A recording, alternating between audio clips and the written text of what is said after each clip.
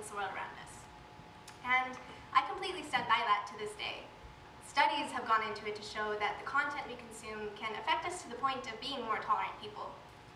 It's a connection we know to exist, but it's also a connection that has been evolving as of late.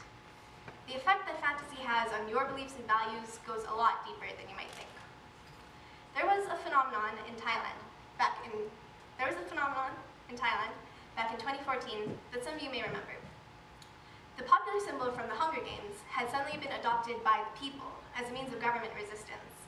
All over the country, citizens were taking this element of fiction and turning it into a reality. But what was even more interesting to me was how this movement was so largely headed by young people. If you've been following some of the going-ons in our world lately, you may have noticed that a lot of things have been headed by young people. So why is this? Well, like I said, I grew up reading. And I can confidently say that books are one of the things, if not the thing, that has shaped who I am as a person the most, which is probably why I'm not the most social person, but that's okay. I find it interesting how most people describe reading as escapism. What I wanted to talk about today is what happens when it stops being just that. I want to talk about what happens when you raise a generation of kids on Harry Potter, fighting a group of racists, or Katniss Everdeen overthrowing a fascist government. I want to talk about what we're absorbing and what we're doing with it. So let's talk about the Never Again movement. It was started by a group of grieving high school students and evolved into a nationwide protest. It was something that made people step back and realize that there's something different now about how youth are getting involved. It was one of the first times I could remember where it was teenagers taking control of the narrative and putting change in their own hands. While it was happening, I couldn't quite put my finger on why it felt so familiar. Then I thought about it, and that's every young adult book I've read lately. See, I think reading usually does start out as escapism.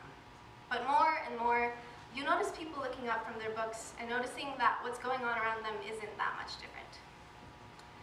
Young adult literature has gone through some pretty drastic changes over the years. Part of it are the new spaces that have appeared for discussion. But in my opinion, the largest change is because of our changing world. See, young adult literature first emerged as its own distinct genre in recognition of the fact that teenagers have unique issues and perspectives. But teenagers are facing different issues now.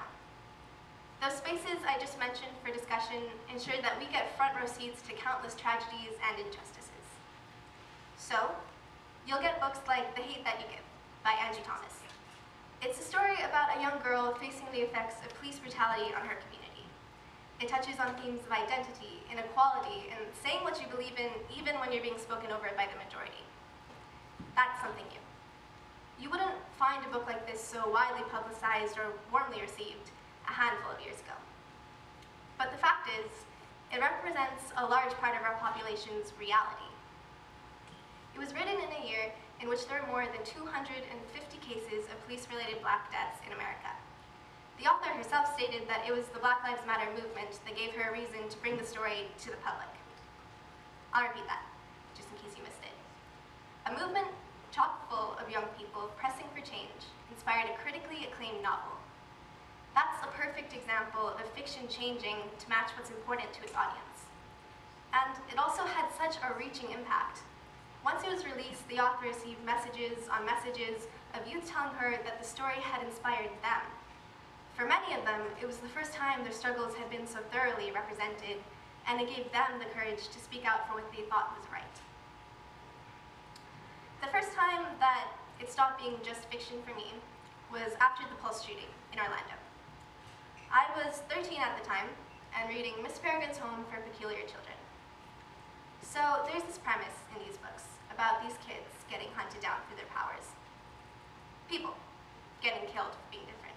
I remember just being flooded with news stories and media and headlines that day and thinking, people getting killed for being different, because they're considered peculiar. And then I was just inconsolable, because that's another thing reading did to me. It made me way too emotional for my own good. But when I kind of got myself together, I thought about it.